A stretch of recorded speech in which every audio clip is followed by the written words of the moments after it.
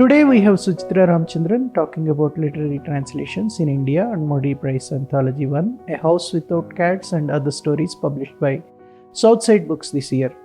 Founded in 2022 by translators Suchitra Ramchandran and Priyamvada Ramkumar, Moli is an initiative that aims to bring together literatures from various Indian languages and provide a platform for critical discourse.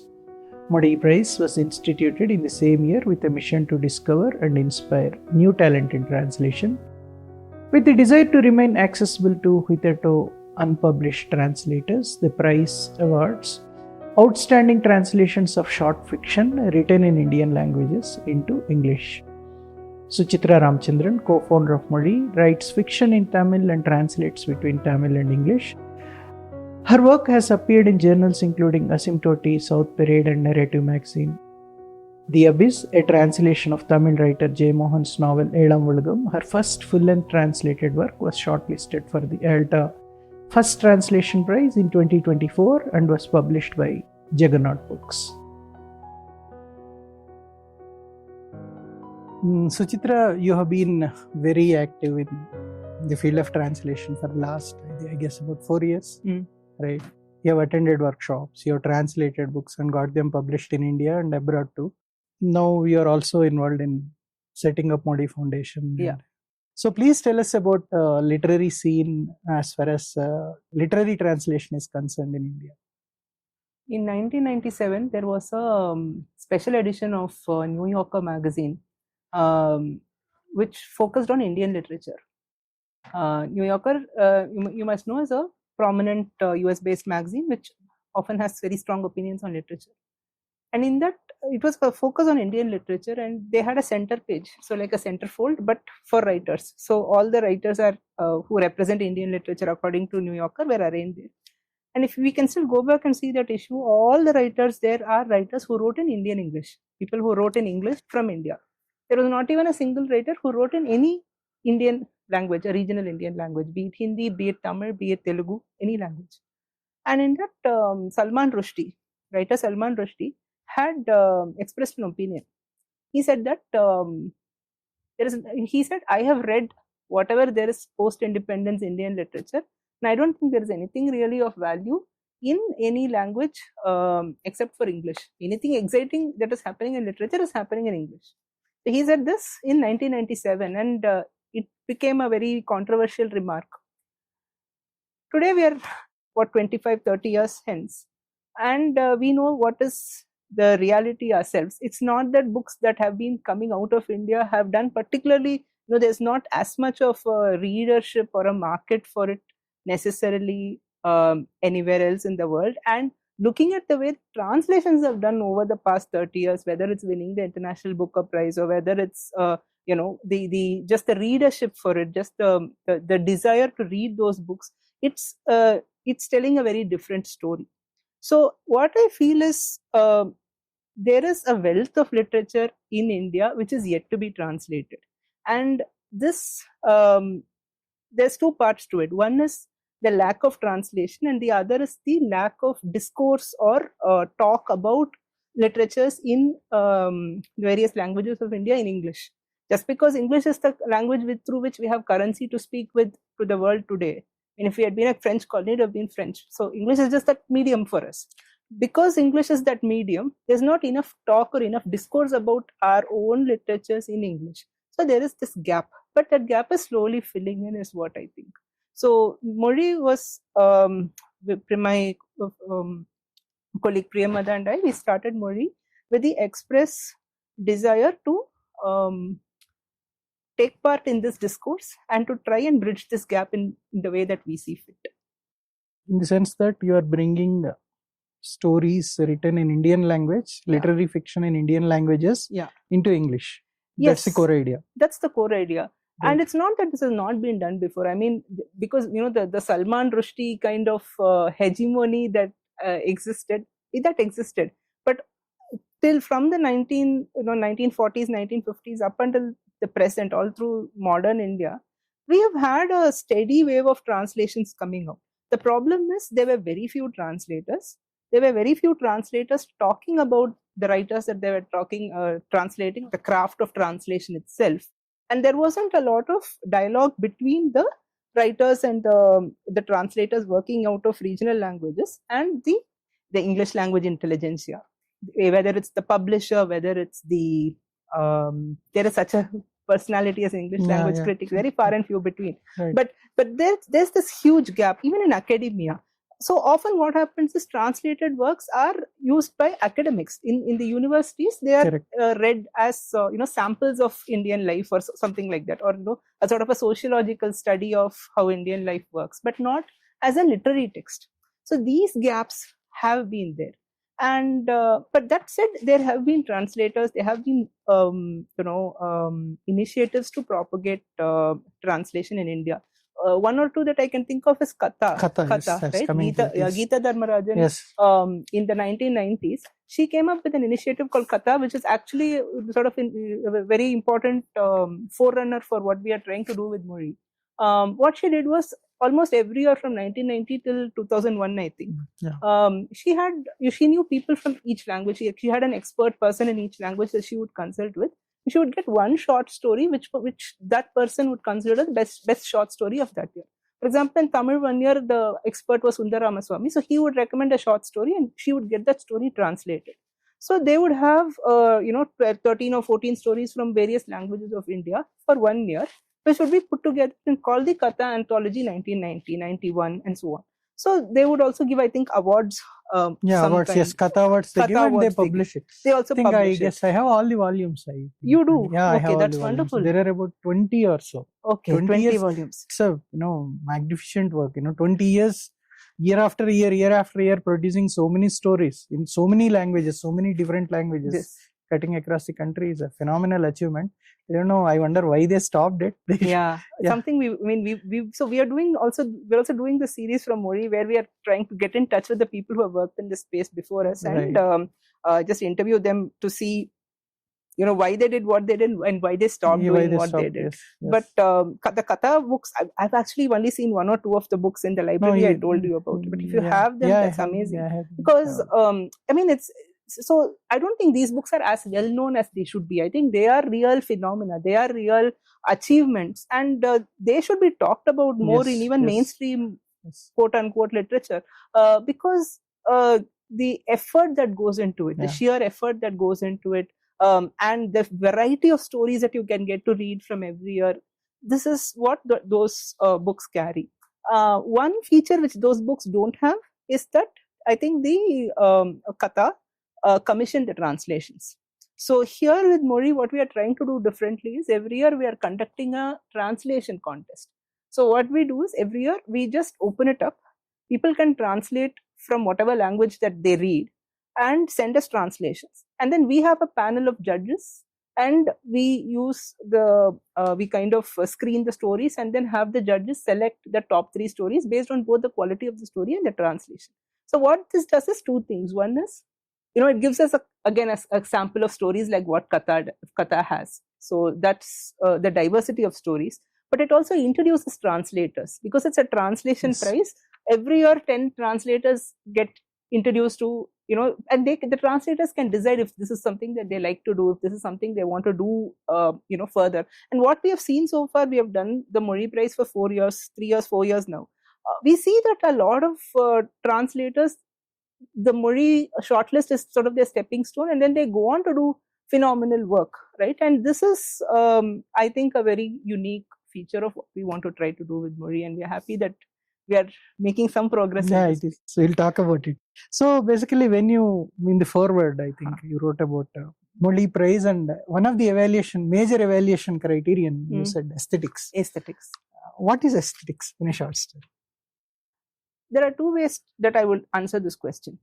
One is historical. So again, it goes back to this idea that translations were often read and evaluated for sort of their social, historical, political perspectives. As if, it's like almost just because you come from, you are not part of, it's a very elitist perspective. It's like saying, you don't speak English, you speak one of those regional languages. So we'll take your perspective almost in a very patronizing way. Or to say, oh, you write about, life in this village, or you write about life in this caste. Therefore, we value your perspective. Or just because, it's not that what the writer is saying is necessarily is important because it's saying something about life in general, but it's because it's saying something about this caste politics or this sociological feature in particular. I think that sort of reading is very narrow, and this is what I mean by not aesthetic. It's not looking at the quality of the text itself, not the story, not the story structure, not the language, not the style of writing, none of those things. When you emphasize those things, how you tell a story, how you pace the story, where you pause, how you can trigger certain emotions or evoke certain emotions in the reader by the observation of the writer, their philosophical point of view, how they frame a particular incident. It's very easy to narrate an incident. For example, if my father died, I can make it into a sob story. I can tell a very sentimental, tragic tale about it. But there's another perspective where if I see it from a very long distance, it could become a comedy. Right. So this shift of perspective, this is what I think we mean by aesthetics. What is the story doing differently that it tells something familiar in an unfamiliar way? Okay, right. So these, and I think it also goes back to some ideas on traditional ideas on aesthetics, like does it gladden your heart when you read it? Is it even if it's a very disturbing story, even if it's a very unpleasant tale, when you read it, do you feel a sense of a sense of bliss or joy inside because you have this perspective of seeing? So things like this, it's what is aesthetics? I think it's easier to answer by giving specific examples of stories. Correct. Than by giving a theoretical framework. But also with the Murray Prize anthology, I think one way to answer that question is all of these stories are aesthetically sound. This is really one feature that we have been very careful about when we select stories. So tell us about the submissions which have come to this particular anthology. Yes. So this was the first year that we tried this. So we, Priyamada and I are both translators. That's how we got to be friends. And we, on a spur, we decided we'll start something called Murray. It's about translation. It will privilege aesthetics, and we didn't know where to go from there. But then one thing we both wanted to do was to identify more translators. Basically, we wanted to create a community. So because we both work out of Tamil, the first year we thought we will start by conducting such a competition to identify translators from Tamil to English. So it was like a pilot program. We just thought we'll do this, and that's how we opened up the contest. And we advertised in every way we knew. We went to colleges, we went to universities, we went to all literary groups that we knew. And then I think that first year we got about, I think it was about 100 submissions. About 100 submissions we got that year. It was a wide variety of, and I think we had a cap on the year. I think we said about 50 years from present, before 1972, up until 1972. So we got a lot of contemporary stories also. But one thing that surprised us this first year was, first of all, how many people were interested in translation. A lot of people who came into translations were actually readers who have read in Tamil, who want to tell the story in English. They really feel so strongly about it. And I think that is a great quality for a translator. I mean, a lot of times translators come from academia, and I don't want to diss on academia, but often that brings a certain slant or view of how they do translation. It's almost like a mechanical task, or there's a very theoretical way that they look at it, or even in their choice of story, there is this privileging of a socio-economical point of view, politics and all that, which is fine. But I think the other kind of translation, which comes from a reader's response, is very important. So I think the best thing that happened with the first edition of the Murray Prize was we got a lot of translators who were basically readers, and that is, I think, that is how it has been also for the subsequent years, which is what we are seeing. Okay. Now tell us a bit about the judges also for this particular anthology. For the first edition, the judges were so every year we try to have 3 judges. One judge who is who writes in a regional language, who's a regional language writer. One judge who is a translator, who translates from any regional language into English. And one judge who is a writer in English. So we try to do this because we really want to have voices from all sides, which is what also we think is not happening. I mean, for example, if the Sahitya Academy was to do a award something like this, we feel this is how the judging panel should be Yes. composed. So this is really something idealistic, and every year we've been managing to find a good panel that works really well together with this sort of framework. So this year we had the first year we had N. Kalyan Raman sir as the translator judge. R. Muthulingam, who's a veteran Tamil short story writer, such a fine short story writer, and he's always been a big champion of Mori, and he's always like encouraged us to do this. So he was the regional language writer that we had, and then we had Deepa Bas that year, who's a writer and translator. She writes in English. So this was how we had the judges, and the first year, because all the stories were from Tamil, it also helped to have two judges on board who knew Tamil literature to some extent. Muthulingam, who was a Tamil writer, and Kalyan, who translates extensively. There are totally 9 stories, Yeah. the anthology, and there are about 5 authors Yeah. whom you have introduced to English readers. Now, where do you place them in the contemporary Tamil literary scene? Okay, that's a great question. Again, I think the authors who were translated and who were featured in this anthology, again, so an anthology like this, often how anthologies are created is because the editor has a certain viewpoint, or they have a certain thematic way of selecting. They want to say, for example, if I was to create an anthology of contemporary short story writers in Tamil, I'd go across board, find somebody who writes transgressive writing, find somebody from women's writing, find somebody from who writes sort of say, again, we don't want these brackets, but they're just like placeholders to create an anthology with diversity. When it comes to an anthology like this, what happens is the curation, this process of collecting different voices, is actually done by the translators, and it's done by diverse translators. Correct. So what ends up happening in an anthology like this is, out of the stories that we have received and out of the stories that have been selected for the shortlist, what comes out is what we saw is some of the finest aesthetic voices, some really, really good writers who have emerged on top.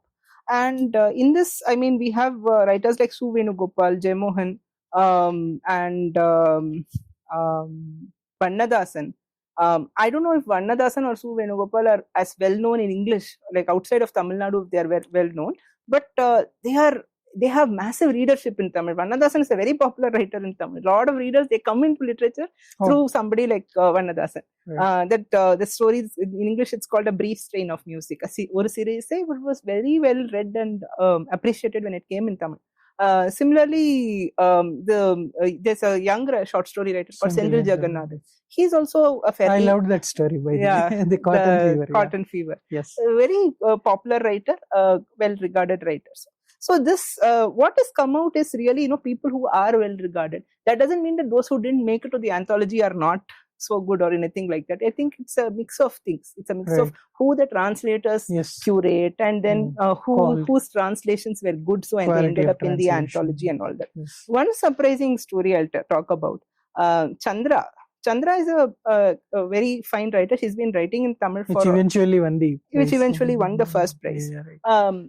But in Tamil, there is a phenomenon. And I think this exists in all languages. There is the bracketing of women writing as women writing. Women writing is its own sort of subcategory. Right. We've read Chandra, but I think there's always this unconscious sense that she's a woman writer. Okay. What happened when we received this sort of thing is, and we go through the stories, we find that this is, if we were doing this blindfolded, there's nothing, you would know that this is a woman writer. Right? Yes, so this sort of this was even I went back and checked whether it's a man or a woman. It's a man or a woman. Yeah, right. So this Chandra can also be a male name, exactly. Yes. But this sort of surprise that happens. So this is where I feel this privileging of aesthetics matter. Ultimately, what matters, it's the story and what it makes you feel. Right. And all of us loved A House Without Cats, and I had actually not read that story in Tamil when it came to us. Then I went back and read her short story collection. So this discovery that happens, right? This sort of your reevaluation of where you place an author, how you consider an author. Right. These things I think is what is Yes. exciting about a contest Yes, like this. yes. Then why short story? Why not a novel?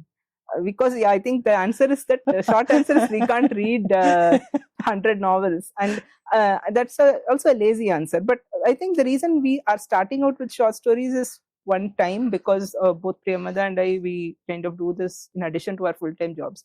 So we are really we have a word limit of 7,000 words. So this we are able to, this reading load we are able to do. I think if we want to diversify into novels, we'll probably have to do it very differently. So we'll probably have to have a more wider pool of readers and then solicit their opinions and so on. But for an anthology, when you are introducing Tamil literature, contemporary literature, even from the reader's perspective, I believe short stories is the way to go, in my opinion. That is, I would agree there. Because so assuming that you select a novel, right? 3 novels you publish, out of which 1 novel you publish, or all 3, you are introducing only 3 authors, right? That is true. The accomplishment of this book, these are all very well translated, I must say. Okay, that's great. Thank you. You are introducing within 100 odd pages, 5 really good writers, Tamil writers, contemporary writers, and 9 really good, capable English translators. You wouldn't have done that with a novel. I would agree. Also, I think this is Tamil for the first edition, but I think in our subsequent editions, it will also be a cross section of writers from all Indian languages, a cross section of translators from all over India, and there are some very interesting observations that comes out of it. For example, N.S. Madhavan, who was a judge in our second edition, said something very interesting. He said, as you go from north to south, the quality of the writers improves. So in south, he said the writers are better than in the north. But he said the quality of the translators are better in the north than in the south. So that was a very good observation and gave me a lot of food for thought. I thought, okay, maybe this is something we should work on, because in the south of India, maybe we just don't have enough translation talent. We don't have translators, that's true. So why is that? And that's, for example, with Urdu, what we are consistently seeing is there's amazing short stories coming out of Urdu, and they have very good translators. Urdu short story is just, you see so much variety, so much wit, so much sort of structural integrity. You learn so much from reading each of them. But anyway, we can come back to this anthology. Now, in the 9 stories, there are only 5 authors. So some of the writers, they appeared more than once, which is a bit unusual for an anthology. Why is that? Again, I think the answer is curation. So what happened, I think this is the first edition was, we received translations of writers across board. Initial reading, Priyamada and I did entirely. So you long-listed certain? We long-listed, I think, about, 15 or 20% of the stories. We long-listed it and we sent it to the judges. 25%? Yeah, 25 stories. How much time it took for you to read? And about a month and a half. So you have any standard criteria to evaluate a rating kind of a thing? Yeah. We have internally, we have a rating. What we do is, each of us will read. The first year we were very diligent. We read independently, we each read all the 100 stories. Then we gave marks out of 10 for both the translation and the quality of the story. Basically, how good we think the story is and the quality of the translation. Then we compared it, and then we averaged it, just a numerical average. And then whichever stories came on top made it to the long list. That was just how we did it. I think what happened there is, this is just how it fell out. And I think a lot of it also depends on what the translators choose to translate and what are the good translators choose to translate. And the other thing, I find something different between other, let us, for example, Katha anthology, which I read. I have not read all of them, all 20, but some of them I read. If you take one particular year, let us say 1998 or 2000, whatever, right? If you see the quality of translation in those 10-15 odd stories, quality of translation, it varies. Right? So have you taken any particular care as far as the editing of this anthology is concerned? Because by and large, the quality of translation, it's pretty good. I think one reason why the quality of translation is good is because this came out of a contest. I mean, there was an independent jury who selected the stories which made it to the anthology. So independently, the stories had a, they passed some benchmarks which impressed the translators, which is the judges, which is why it made it to the final anthology. As far as the editing goes, one thing we wanted to make sure was we didn't want the translator to lose their voice. So Right. the editing, we did it carefully so that each translator, if they have a particular voice, a particular way of doing things, we didn't want to spoil that. We basically did a very mild sort of copy editing and proofreading for the most part.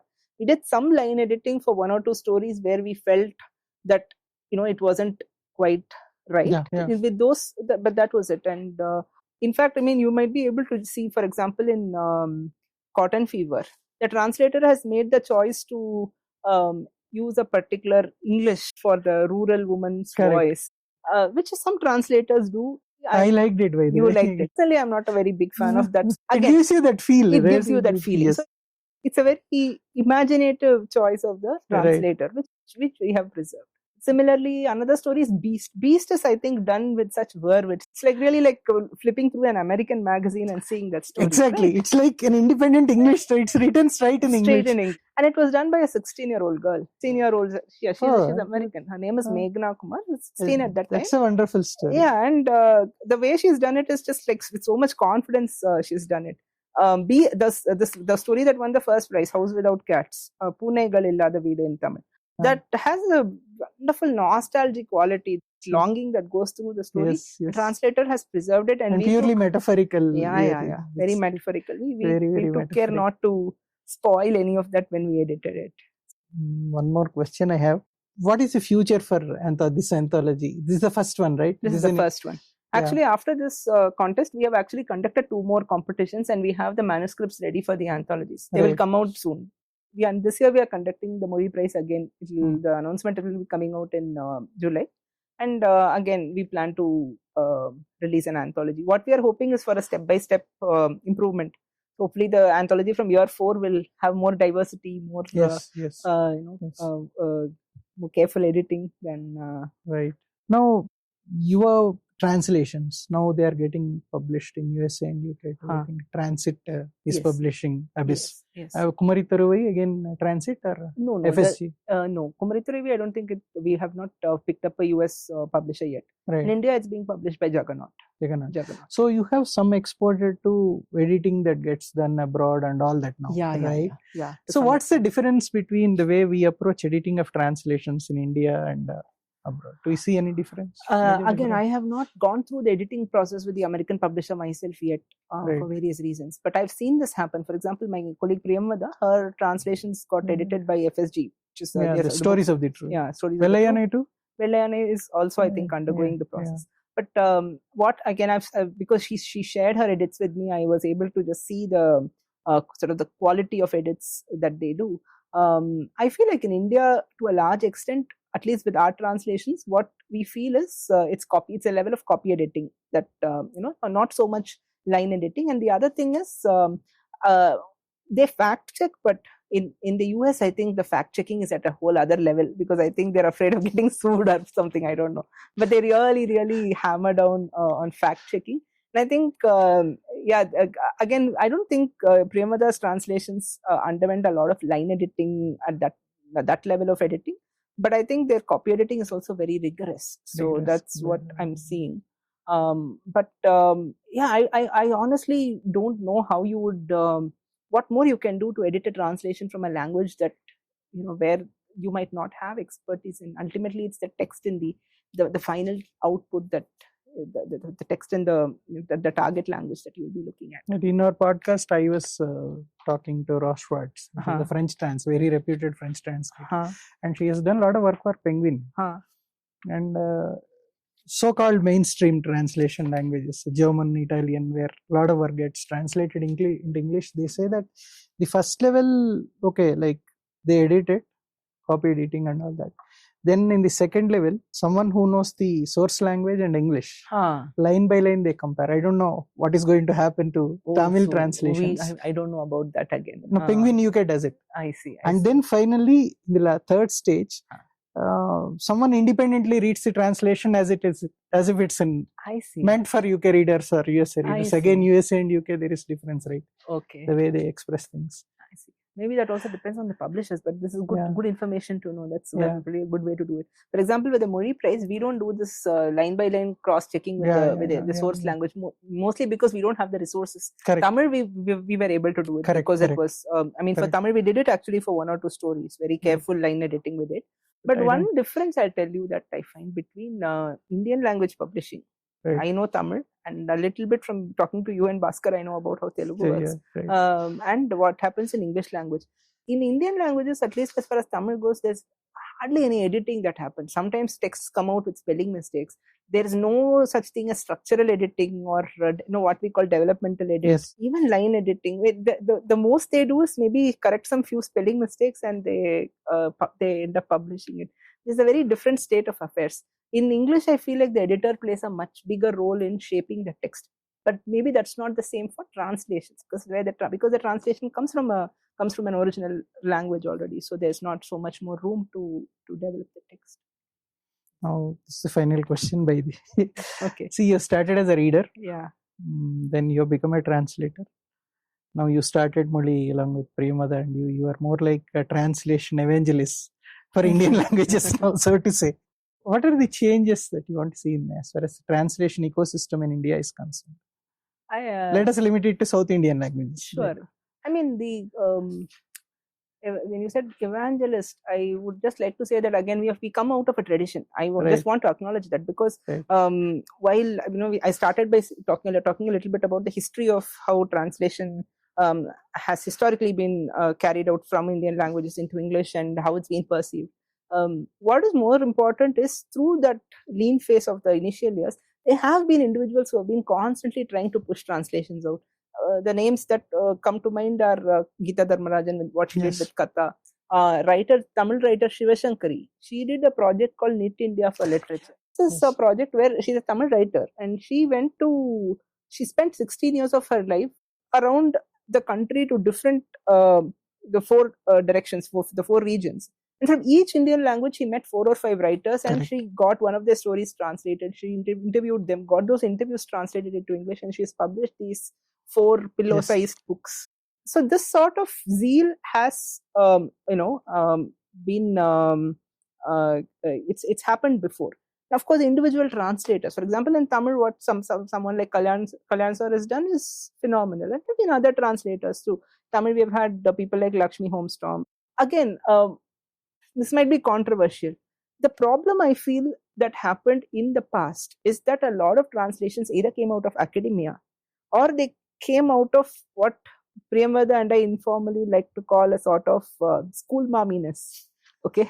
What's that? School momminess means where, there's the element of creativity and abandon that exists in literature is kind of red inked and toned down, and it's flattened to create a language which doesn't have the sparkle and glow of when a writer writes, there's so much of throw and sparkle in it. You want to preserve that. You don't want to the translator cannot come in and, okay, this is not sounding right, so I'm going to tone it down. You can't do that. And I feel a lot of translations suffer from that in India. This is probably why it's not been received with the same excitement by native speakers of English. This is my Priyamada and I, our personal opinion.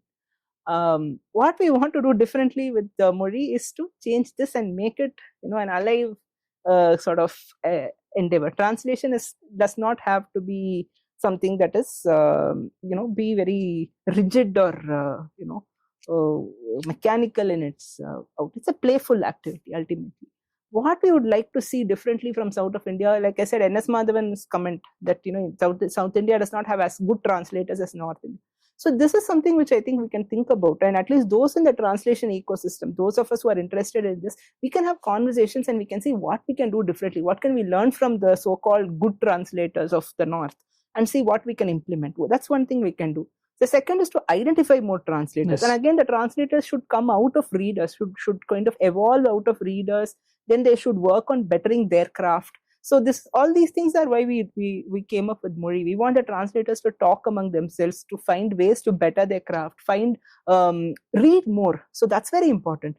Another paucity is that a lot of times there is nobody to talk about literature. Let's be honest. Okay, any language. What the problem is, the writers write.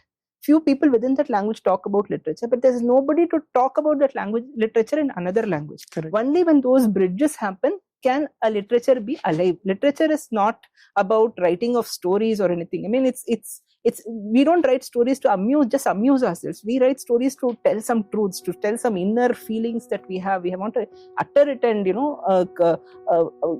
it has to come out of us. That urge is there in every writer. So that message has to travel. It has to take on, in that Akashvani, it has to go, and it has to go to the other. So there have to be people who can take that voice and go on. So this is the role of translators, readers, curators. Curators are people who say, okay, this is a good book, I didn't like that book so much. So you have to be vocal about it.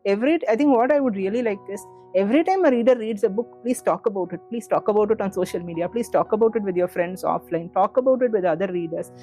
Translators, I feel, have an special duty to do this, because they have to read so much if they have to translate. Yes. Every time they read, if they can talk about the books they read, I think that will make a big difference.